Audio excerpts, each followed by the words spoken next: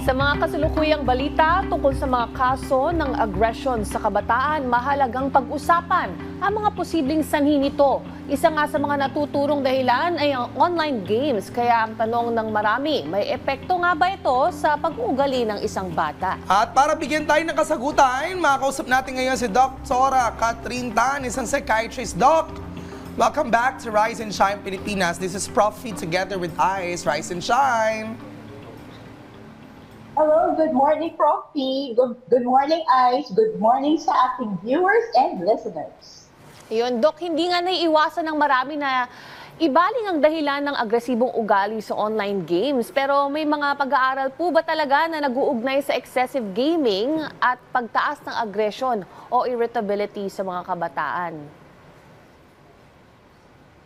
So, Ice, tungkol sa gaming, kasi kung excessive naman yung paglaro ng games, so alam natin nakaka-affect yan sa tulog, sa performance sa school. Pwedeng na these are factors para magka-change in behavior. Pero when it comes to aggression, hindi lamang siya tungkol sa isang factor. These are multifactorial. So maraming sanhi na we would like to consider. So, hindi lamang sa gaming. So, ito ay yung environment ng bata, yung mga stressors, yung sa nangyayari sa bahay, yung mga parenting, yung kung ang bata ay nakakaranas ng trauma or bullying. So, many factors that come into play. Kaya mahirap sabihin na iisa lamang ang sanhi ng aggression ng isang bata. We would like to look at the situation as a whole. Okay, you've mentioned, Doc, about dun sa routine ng bata, panaglalaro ng laro. Pero in terms of content, may mga violent online games din kasi. Posible po ba talaga na ma-impluwensya nito ang isang bata na gayahin kung ano ang nakikita nila o magkaroon ng urge na manakit?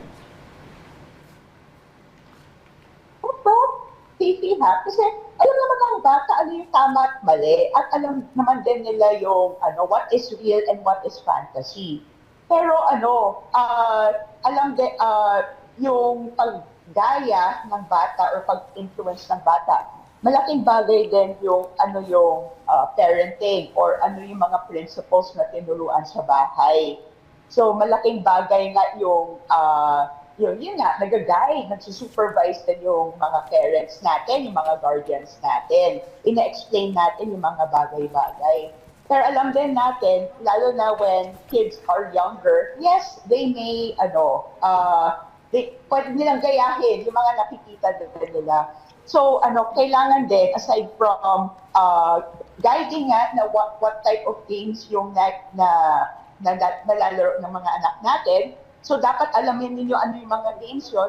And then, emphasis on kailangan yung mga gaming nila ay age-appropriate at reasonable yung time frame yung paggamit nila. So, overall, Prof. P, what we want is a balanced exposure para makita din ma-enjoy naman din ng mga bata this form of entertainment. Pero at the same time, alam din natin na yung kids natin naman ay governed by the principles of what we imbibe at the home. Doc, na banggit nyo nga na malaking bagay yung guidance kung sa online gaming at yung disiplina din sa paggamit nito. May mga senyalis po ba na dapat talagang ikabahala, hindi lang sa pagiging agresibo, kundi sa kabuang behavior nila? Yes, so as malaking bagay na alamin ng mga parents yung pinaka-behavior ng mga kids natin.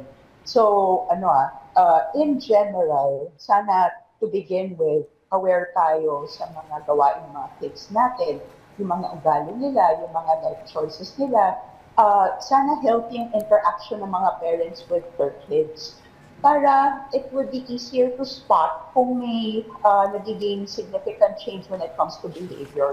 And na-point out kanina ni Ms. Rian, yung inyong millennial psychologist, about seeing the pattern. Na kung dati naman ay nakikihalubilo yung bata, parang nagiging mas withdrawn. Kung dati naman, maayos kausapin, pero nag-answer back na. And then you see the pattern ongoing. You would like to understand, ano kaya ang nangyayari sa bata? Kaya yung pag-present niya ng mga ganitong changes in behavior. Kasi we would like to consider na ito ay isang form ng expression ng bata na perhaps something is going on in his or her life. Okay. You've mentioned, Doc, yung sa usapin ng fantasy at of course yung sa mga magulang. Ano bang intervention na pwede gawin ng mga magulang dito? Most especially, marami ang ngayon nangyayari na parang they're trying to really imitate kung ano yung nakikita nila, not only with online games, even with what they've been seeing. And to the extent that even our government is checking what could have been done, kung dapat ba ay gantong gulang lamang ang pwede gumamit ng gantong klase mga online games and applications. Tell us more, Doc.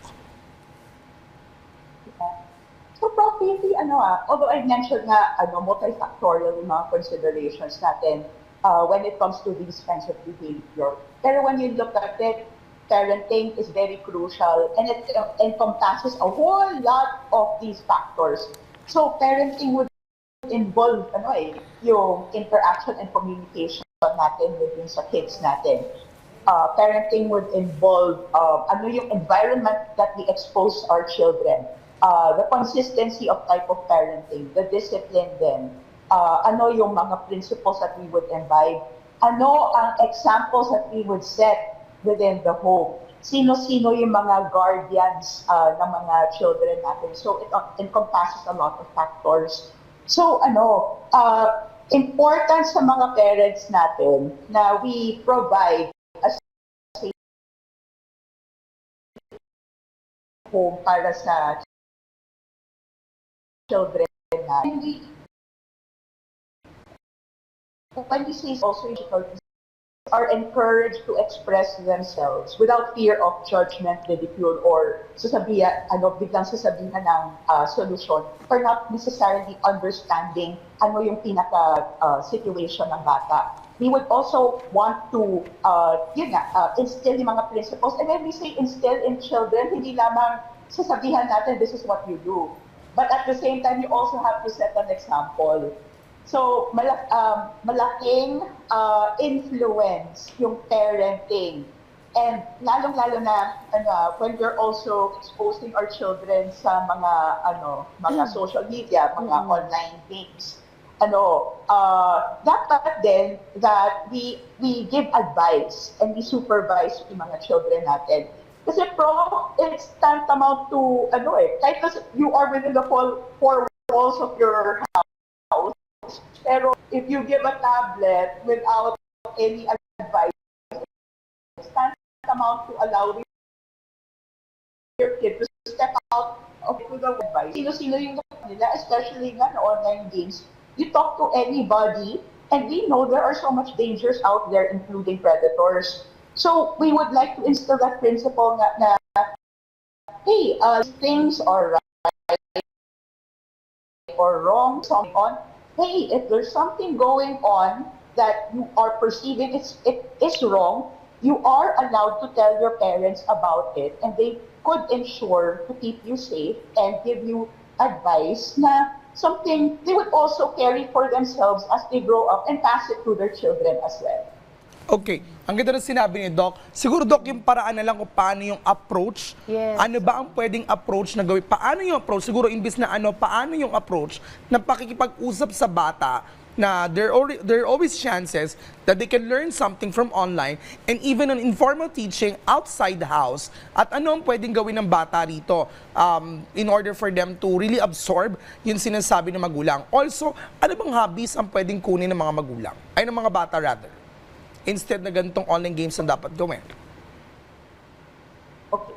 So, Prof and I, sana yung approach natin sa mga bata, non-judgmental. Sana, we are open to listen. Sana, active listening. We are ready to absorb, not necessarily give advice. So what techniques that we can do to do this? Well, whenever the kid comes to you, you put your full attention towards them. Kasi kadalasan, minsan, nadidistract na tayo mismo nadidistract sa cellphone, di ba? So, makikita na ang mga bata closing na, na to. saan yung attention ninyo? Sa cellphone ba? Or sa ibang bagay? Or sa mga anak ninyo? And then, give that full attention. Do the active listening. And when you say active listening, you are affirming ano yung nararamdaman ng anak ninyo. Not necessarily magbibigay kayo agad ng advice, pero you also have to validate ano yung nararamdaman ng bata. Try your best to put yourself in the situation of your child then. And then from there, you would also want to guide your child instead of blame. You would also want to allow the child to speak instead of nagbabat-in kayo with solutions already. Yung mga, di ba kung may problema yung bata, just pray over it. So yung mga ganyan na comments na ganyan, it's very dismissive. Also want to use mga open-ended questions. So isang technique ganyan na ginagamit namin as mental health professionals. So instead of asking questions answerable by yes or no, you would like dig deeper sa ano nangyayari ng bata. So instead of asking do you feel sad, which is answerable by yes or no, you can say anong nararamdaman ninyo, which is open to a whole lot of expression for the kid. And in general then how we would like to imbibe those examples at home. Like I said nga, very important yung pag-emulate ng isang parent or parents or the whole household at home. So, halimbawa, you tell your kid, huwag kayo magmura. Make sure the whole house follows also So, Doc, that dapat rule. talagang good Na example lahat. consistently. Lead by Yes, example. yes. Nako, sigurado nga talagang marami kami nga natutunan, Doc. Yung mga magulang na nanonood sa atin. Muli, nakasama po natin si Dr. Catherine Tan, psychiatrist. Maraming salamat po, Doc. Thank you, Doc. Salamat po.